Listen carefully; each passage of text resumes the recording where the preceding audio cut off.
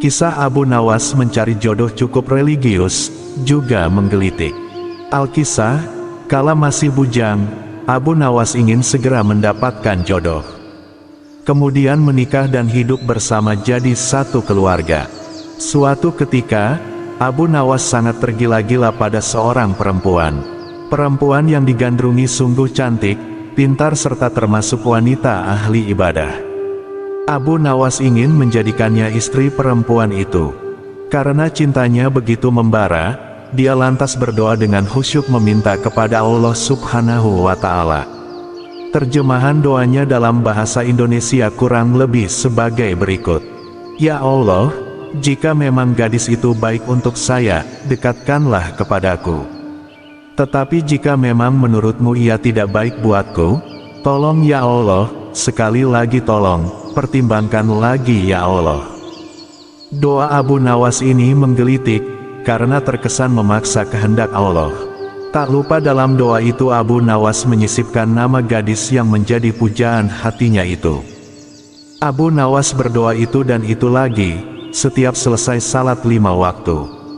Selama berbulan-bulan ia pun menunggu tanda-tanda dikabulkan doanya.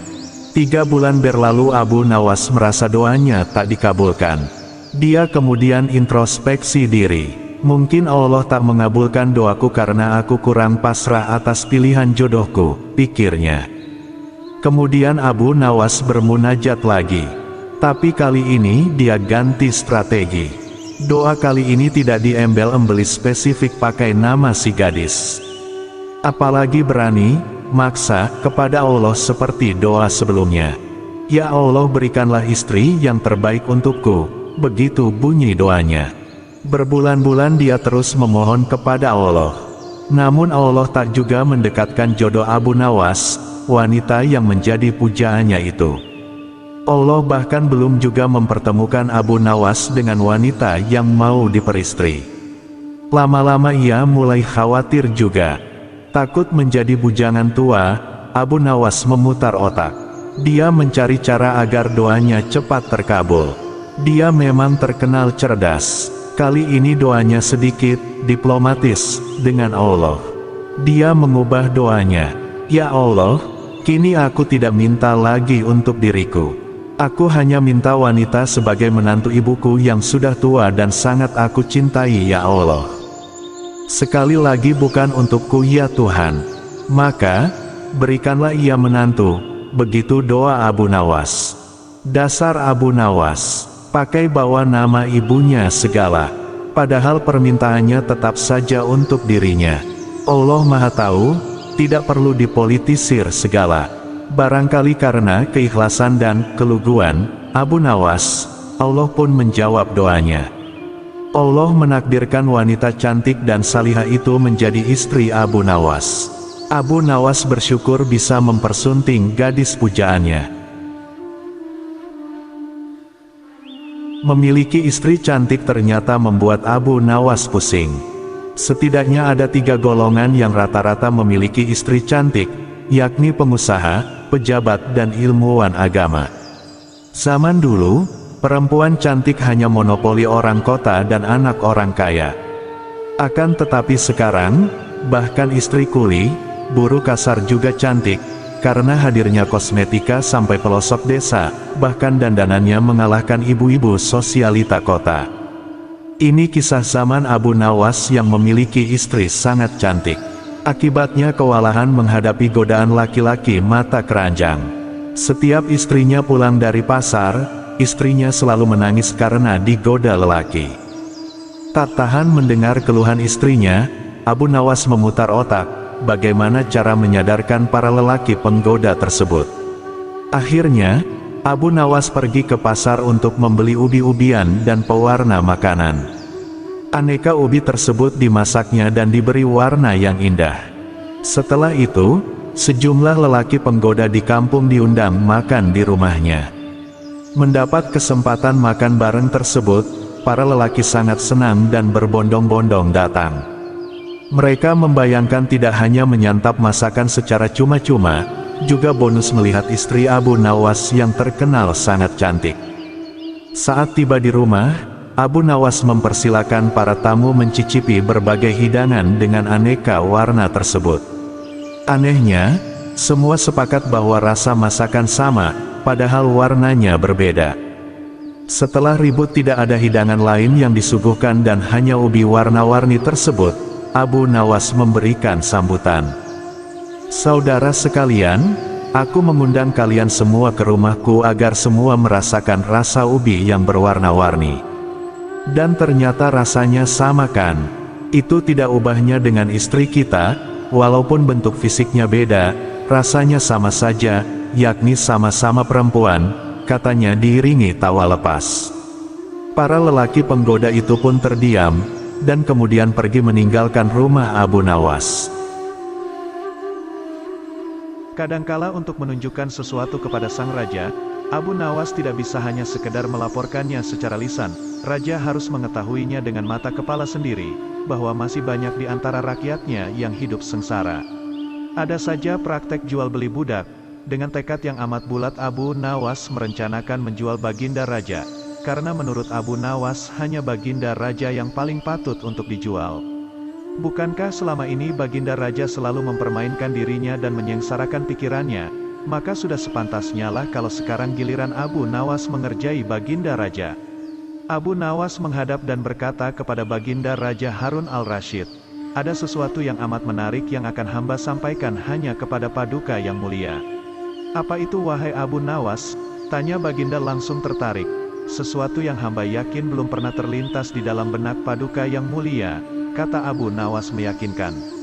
"Kalau begitu cepatlah ajak aku ke sana untuk menyaksikannya," kata Baginda Raja tanpa rasa curiga sedikit pun. "Tetapi Baginda," kata Abu Nawas sengaja tidak melanjutkan kalimatnya. "Tetapi apa?" tanya Baginda tidak sabar. "Bila Baginda tidak menyamar sebagai rakyat biasa maka pasti nanti orang-orang akan banyak yang ikut menyaksikan benda ajaib itu," kata Abu Nawas. Karena begitu besar keingintahuan Baginda Raja, maka beliau bersedia menyamar sebagai rakyat biasa seperti yang diusulkan Abu Nawas. Kemudian Abu Nawas dan Baginda Raja Harun al-Rasyid berangkat menuju ke sebuah hutan. Setibanya di hutan, Abu Nawas mengajak Baginda Raja mendekati sebuah pohon yang rindang dan memohon Baginda Raja menunggu di situ. Sementara itu Abu Nawas menemui seorang badui yang pekerjaannya menjual budak. Abu Nawas mengajak pedagang budak itu untuk melihat calon budak yang akan dijual kepadanya dari jarak yang agak jauh. Abu Nawas beralasan bahwa sebenarnya calon budak itu adalah teman dekatnya. Dari itu Abu Nawas tidak tega menjualnya di depan mata. Setelah pedagang budak itu memperhatikan dari kejauhan, ia merasa cocok. Abu Nawas pun membuatkan surat kuasa yang menyatakan bahwa pedagang budak sekarang mempunyai hak penuh atas diri orang yang sedang duduk di bawah pohon rindang itu. Abu Nawas pergi begitu menerima beberapa keping uang emas dari pedagang budak itu. Baginda Raja masih menunggu Abu Nawas di situ ketika pedagang budak menghampirinya. Ia belum tahu mengapa Abu Nawas belum juga menampakkan batang hidungnya. Baginda juga merasa heran mengapa ada orang lain di situ. "Siapa engkau?" tanya Baginda Raja kepada pedagang budak. "Aku adalah tuanmu sekarang," kata pedagang budak itu agak kasar. Tentu saja pedagang budak itu tidak mengenali Baginda Raja Harun al-Rasyid dalam pakaian yang amat sederhana. "Apa maksud perkataanmu tadi?" tanya Baginda Raja dengan wajah merah padam. "Abu Nawas telah menjual engkau kepadaku dan inilah surat kuasa yang baru dibuatnya," kata pedagang budak dengan kasar. "Abu Nawas menjual diriku kepadamu," kata Baginda makin murka. "Ya," bentak pedagang budak, "tahukah engkau siapa aku ini sebenarnya?" tanya Baginda geram. "Tidak, dan itu tidak perlu," kata pedagang budak seenaknya. Lalu ia menyeret budak barunya ke belakang rumah. Sultan Harun al-Rasyid diberi parang dan diperintahkan untuk membelah kayu. Begitu banyak tumpukan kayu di belakang rumah Baduy itu sehingga memandangnya saja Sultan Harun al-Rasyid sudah merasa ngeri, apalagi harus mengerjakannya. "Ayo kerjakan," Sultan Harun al-Rasyid mencoba memegang kayu dan mencoba membelahnya. Namun si Baduy melihat cara Sultan Harun al-Rasyid memegang parang merasa aneh. "Kau ini bagaimana? Bagian parang yang tumpul kau arahkan ke kayu. Sungguh bodoh sekali." Sultan Harun al-Rasyid mencoba membalik parang hingga bagian yang tajam terarah ke kayu. Ia mencoba membelah namun tetap saja pekerjaannya terasa aneh dan kaku bagi si Baduy. "Oh, Beginikah derita orang-orang miskin mencari sesuap nasi, harus bekerja keras lebih dahulu. Wah, lama-lama aku tak tahan juga, gumam Sultan Harun al-Rasyid. Si Baduy menatap Sultan Harun al-Rasyid dengan pandangan heran dan lama-lama menjadi marah. Ia merasa rugi barusan membeli budak yang bodoh. Hai Baduy, cukup semua ini aku tak tahan. Kurang ajar, kau budakku harus patuh kepadaku, kata Baduy itu sembari memukul Baginda. Tentu saja raja yang tak pernah disentuh orang ini menjerit keras saat dipukul kayu. Hai Baduy, aku adalah rajamu, Sultan Harun al-Rasyid, kata Baginda sambil menunjukkan tanda kerajaannya. Pedagang budak itu kaget dan mulai mengenal Baginda Raja. Ia pun langsung menjatuhkan diri sembari menyembah Baginda Raja. Baginda Raja mengampuni pedagang budak itu karena ia memang tidak tahu. Tetapi kepada Abu Nawas Baginda Raja amat murka dan gemas. Ingin rasanya beliau meremas-remas tubuh Abu Nawas seperti telur. Siapa yang tidak kenal sosok penyair ternama dari kalangan bangsa Arab ini? Dia adalah Abu Nawas. Selain dikenal sebagai penyair, Abu Nawas yang bernama lengkap Abu Ali Al-Hasan bin Hani Al-Hakami ini juga seorang sufi. Hidup di zaman Raja Harun al-Rasyid dari dinasti Abbasiyah. Abu Nawas lebih menampakkan diri sebagai orang yang kontroversi. Dalam buku kisah 1001 Malam Abu Nawas Sang Penggeli Hati, dikisahkan, Abu Nawas diusir Raja Harun al-Rasyid gara-gara sebuah mimpi. Berikut kisah lengkapnya. Mimpi buruk yang dialami Baginda Raja Harun al-Rasyid tadi malam, menyebabkan Abu Nawas diusir dari negeri Baghdad. Abu Nawas tidak berdaya. Bagaimanapun ia harus segera menyingkir meninggalkan negeri Baghdad, hanya karena mimpi. Masih jelas terngiang-ngiang kata-kata Baginda Raja di telinga Abu Nawas. Tadi malam aku bermimpi bertemu dengan seorang laki-laki tua, ia mengenakan jubah putih. Ia berkata bahwa negerinya akan ditimpa bencana, bila orang yang bernama Abu Nawas masih tetap tinggal di negeri ini. Ia harus diusir dari negeri ini, sebab orang itu membawa kesialan. Ia boleh kembali ke negerinya dengan syarat tidak boleh dengan berjalan kaki, berlari, merangkak, melompat-lompat dan menunggang keledai atau binatang tunggangan yang lain. Dengan bekal yang diperkirakan cukup, Abu Nawas mulai meninggalkan rumah dan istrinya. Istri Abu Nawas hanya bisa mengiringi kepergian suaminya dengan derayan air mata. Sudah 2 hari penuh Abu Nawas mengendarai keledainya. Bekal yang dibawanya mulai menipis. Abu Nawas tidak terlalu meresapi pengusiran dirinya dengan kesedihan yang terlalu mendalam. Sebaliknya, Abu Nawas merasa bertambah yakin bahwa Tuhan Yang Maha Perkasa akan segera menolong keluar dari kesulitan yang sedang melilit pikirannya. Bukankah tiada seorang teman pun yang lebih baik daripada Allah dalam saat-saat seperti itu? Setelah beberapa hari, Abu Nawas berada di negeri orang, ia mulai diserang rasa rindu yang menyayat-nyayat hatinya yang paling dalam. Rasa rindu itu makin lama makin menderu-deru seperti dinginnya samharir. Sulit untuk dibendung. Memang, tak ada jalan keluar yang lebih baik daripada berpikir. Tetapi dengan akal apakah ia harus melepaskan diri? Begitu tanya Abu Nawas dalam hati. Apakah aku akan meminta bantuan orang lain dengan cara menggendongku dari negeri ini sampai ke istana Baginda? Tidak, tidak akan ada seorang pun yang sanggup melakukannya. Aku harus bisa menolong diriku sendiri tanpa melibatkan orang lain. Pada hari ke-19, Abu Nawas menemukan cara lain yang tidak termasuk larangan Baginda Raja Harun al-Rasyid. Setelah segala sesuatunya dipersiapkan, Abu Nawas berangkat menuju ke negerinya sendiri. Perasaan rindu dan senang menggumpal menjadi satu. Kerinduan yang selama ini melecut-lecut semakin menggila, karena Abu Nawas tahu, sudah semakin dekat dengan kampung halaman. Mengetahui Abu Nawas bisa pulang kembali, penduduk negeri gembira.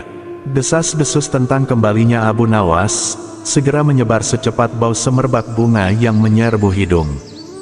Kabar kepulangan Abu Nawas juga sampai ke telinga Baginda. Baginda juga merasa gembira mendengar berita itu, tetapi dengan alasan yang sama sekali berbeda. Rakyat gembira melihat Abu Nawas pulang kembali, karena mereka mencintainya. Sedangkan Baginda Raja gembira mendengar Abu Nawas pulang kembali, karena beliau merasa yakin kali ini pasti Abu Nawas tidak akan bisa mengelak dari hukuman. Namun Baginda amat kecewa dan merasa terpukul melihat cara Abu Nawas pulang ke negerinya. Baginda sama sekali tidak pernah membayangkan, kalau Abu Nawas ternyata bergelayut di bawah perut keledai. Sehingga Abu Nawas terlepas dari sanksi hukuman yang akan dijatuhkan, karena memang tidak bisa dikatakan telah melanggar larangan Baginda Raja. Karena Abu Nawas tidak mengendarai keledai. Abu Nawas adalah pujangga Arab, dan merupakan salah satu penyair terbesar sastra Arab klasik. Penyair ulung sekaligus tokoh sufi ini, mempunyai nama lengkap Abu Ali Al-Hasan bin Hani Al-Hakami, dan hidup pada zaman Khalifah Harun Al-Rashid di Baghdad, 806-814 Masehi. Seorang saudagar kaya telah bertahun-tahun berumah tangga, namun tak kunjung punya momongan. Allah belum menakdirkan dirinya punya anak. "Hai istriku, sebaiknya kita bernazar kepada Allah," kata saudagar itu kepada istrinya. "Suatu ketika, jika kita diberi anak laki-laki, aku akan memotong kambing yang besar dan lebar tanduknya sejengkal, kemudian dagingnya kita sedekahkan kepada fakir miskin." Nazar itu ternyata terkabul. Istrinya pun hamil dan melahirkan bayi yang sehat. Kemudian sang saudagar menyuruh beberapa orang untuk mencari kambing besar bertanduk selebar jengkal, dengan pesan, "Beli saja kambing itu berapapun harganya, tidak usah ditawar lagi." Ternyata usaha itu gagal total. Sulit memperoleh kambing dengan lebar tanduk sejengkal, yang ada paling-paling selebar 3-4 jari. Akibatnya saudagar itu susah, tidur pun tidak nyenyak. Terpikir olehnya untuk mengganti nazarnya itu dengan 10 ekor kambing sekaligus. Yang penting kan kambing, bukan binatang lain. Namun rencana itu akan dikonsultasikan dulu dengan beberapa orang penghulu di negeri itu. Ketika sampai di rumah seorang penghulu, ternyata rumah itu sedang digunakan sebagai tempat pertemuan para penghulu seluruh negeri. "Apa maksud kedatangan Anda kemari?" tanya penghulu yang tertua. "Wahai Tuan Kadi," jawab saudagar itu, "hamba mempunyai nazar yang sulit dipecahkan." Lalu ia mengutarakan kendala yang dihadapi dan rencana penggantiannya. Ternyata para kadi itu tidak berani memberikan rekomendasi untuk mengganti nazar. Mereka bahkan menyuruh saudagar itu untuk terus mencari kambing bertanduk sejengkal, dimanapun dan kemanapun, sesuai dengan nazar semula. "Kami semua tidak berani menyuruh menggantinya dengan yang lain-lain," ujar mereka. Kenyataan itu semakin bertambah berat beban saudagar itu. Ia pun mohon diri pulang ke rumah. Mulailah ia berpikir untuk ke Baghdad menghadap Sultan Harun Al-Rashid, raja yang adil, arif dan bijaksana. Maka niat itu pun ia wujudkan. Sesampai di sana, kebetulan Baginda sedang duduk di Balairum bersama beberapa orang menteri. "Hai anak muda, engkau berasal dari mana?" tanya Baginda setelah melihat kedatangan saudagar muda ini. "Ya tuanku Syah Alam," jawab sang saudagar, "ampun beribu ampun. Adapun patik ini berasal dari negeri Kopiah." "Apa maksudmu datang kemari ingin berdagang?" tanya Baginda Sultan. "Ya tuanku, patik datang kemari ingin mengadukan nasib hamba ke bawah duli yang di pertuan," jawab si saudagar. "Katakan maksudmu, supaya bisa kudengar," titah Baginda Sultan. Maka diceritakanlah perihal nazar itu, sampai kepada keputusan para penghulu negeri Kopiah, dan niatnya menemui Baginda Sultan di Baghdad. "Selanjutnya hamba mohon petua dan nasihat Baginda, agar hamba dapat melepas nazar hamba itu dengan sempurna," tutur saudagar itu dengan nada mengiba. "Baiklah," kata Baginda, "datanglah besok pagi, insya Allah aku dapat memberi jalan keluar." Saudagar itu pun mohon pamit dengan hati berbunga-bunga kembali ke penginapannya. Alkisah, Sultan pun bingung memikirkan nazar saudagar itu. Sepanjang siang dan malam, ia tidak dapat memicingkan matanya. dengan apa nazar itu akan dibayar, bila kambing bertanduk sejengkal tidak didapat juga, diganti dengan yang lain, haram hukumnya. Malam harinya beliau mengumpulkan para kadi dan alim ulama di istananya. Kepada mereka beliau menyatakan keresahan hatinya, sehubungan dengan nazar saudagar dari negeri Kopiah itu. Tolong berikan pertimbangan kepadaku malam ini juga, karena aku sudah terlanjur berjanji kepadanya untuk menerimanya menghadap esok pagi, titah Baginda Sultan, atau aku akan mendapat malu besar. Suasana Balairung pun hening, sunyi senyap berkepanjangan. Mereka termenung dan terpekur memikirkan titah sultannya, namun tidak juga ditemukan jalan keluarnya. "Ya Tuanku Syah Alam," kata salah seorang yang tertua di antara mereka, "tidak ada hukumnya, baik menurut kitab maupun logika, bahwa nazar itu boleh diganti dengan barang lain." Setelah itu satu persatu mereka mohon diri meninggalkan Balairung dan pertemuan pun bubar. Baginda lalu masuk istana, mau tidur, tetapi mata itu tidak mau diajak kompromi, karena otak masih terfokus pada masalah nazar dan malu besar yang akan dihadapinya esok pagi.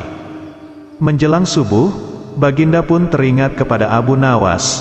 Tidak ada manusia yang dapat memutuskan hal ini selain Abu Nawas, pikir Baginda dengan sukacita. Setelah itu barulah Baginda dapat memicingkan matanya, tidur pulas sampai pagi. Begitu bangun, diutuslah penggawa memanggil Abu Nawas. Setelah Abu Nawas tiba di hadapannya, Baginda pun mengutarakan perihal nazar saudagar dari negeri Kopiah itu, dan semua usaha yang sudah ditempuhnya, serta malu besar yang akan didapatnya sebentar lagi, karena para kadi dan orang alim seluruh negeri tidak dapat memberi jalan keluar. Apalagi sebentar lagi saudagar dari Kopiah itu akan menghadap ke istana. Apa pendapatmu tentang hal itu? Tanya Baginda Sultan dengan sorot mata ingin tahu jawaban Abu Nawas. "Ya Tuanku Syah Alam," jawab Abu Nawas ringan, "janganlah tuanku bersusah hati. Jika tuanku percaya, insya Allah hamba dapat menyelesaikan perkara ini." Tak berapa lama kemudian, Balairung pun dipenuhi orang-orang yang ingin tahu keputusan Baginda Sultan tentang nazar saudagar dari negeri Kopiah itu. Baginda memanggil saudagar tersebut dan memerintahkan Abu Nawas memecahkan masalah itu. "Hai saudagar, bawalah kemari anakmu dan seekor kambing yang besar badannya," kata Abu Nawas. Mendengar perkataan Abu Nawas itu semua orang terheran-heran, termasuk Baginda Sultan dan si saudagar itu. Apa maksud Abu Nawas kali ini? Pikir mereka. Si saudagar itu menyatakan kesediaannya membawa anak dan seekor kambing paling besar, serta mohon pamit pulang ke negeri Kopiah. Baginda Sultan masuk istana, melanjutkan tidurnya, dan pertemuan pagi itu pun bubar. Sesuai dengan janjinya, saudagar itu pun datang kembali ke Baghdad beberapa hari kemudian. Ia membawa istri, anak dan seekor kambing, langsung menghadap Sultan di istana. "Datang juga engkau kemari, hai saudagar," kata Baginda Sultan. "Tunggulah sebentar, akan aku kumpulkan penghulu dan rakyat." Kemudian Baginda menyuruh memanggil Abu Nawas. Akan halnya Abu Nawas, ketika mengetahui dijemput ke istana, ia pura-pura sakit. Baginda Sultan yang diberitahu hal itu, memaksa agar Abu Nawas dibawa dengan kereta kerajaan. Maka berangkatlah Abu Nawas ke istana, dengan mengendarai kereta kencana, yang ditarik 2 ekor kuda. "Mengapa kamu terlambat datang kemari?" tanya Baginda Sultan. "Ya tuanku, Patik terlambat datang karena Patik sakit kaki," jawab Abu Nawas. "Hai Abu Nawas," kata Sultan, "saat ini telah datang kemari saudagar itu bersama istri, anak dan seekor kambing yang besar badannya. Coba selesaikan masalah ini dengan baik." "Baiklah," kata Abu Nawas, "akan hamba selesaikan masalah ini." Bukan main senang hati Baginda mendengar jawaban itu. Abu Nawas menarik kambing dan anak saudagar itu. Jari tangan kiri anak tersebut dijengkalkan ke tanduk kambing, dan ternyata sama panjangnya. Baginda Sultan dan seluruh yang hadir di Balairung heran, memikirkan ulah Abu Nawas. "Ya tuanku, hamba mohon ampun," kata Abu Nawas. "Jika hamba tidak salah ingat, saudagar itu mengatakan bahwa lebar tanduk kambing itu sejengkal. Karena yang dinazarkan anak ini, jari anak inilah yang hamba jengkalkan ke tanduk kambing itu. Dan ternyata pas benar, jadi kambing ini boleh disembelih untuk membayar nazar. Itulah pendapat hamba. Jika salah, hamba serahkan keputusannya kepada Baginda dan semua orang yang hadir di sini." "Pendapat Abu Nawas aku kira benar," kata Baginda Sultan dengan sangat meyakinkan. Bukan main senang hati saudagar itu, karena ia dapat membayar lunas nazarnya. Maka diberikanlah hadiah kepada Abu Nawas, berupa uang 100 dirham. Kemudian ia mohon pamit kepada Sultan, pulang ke negerinya.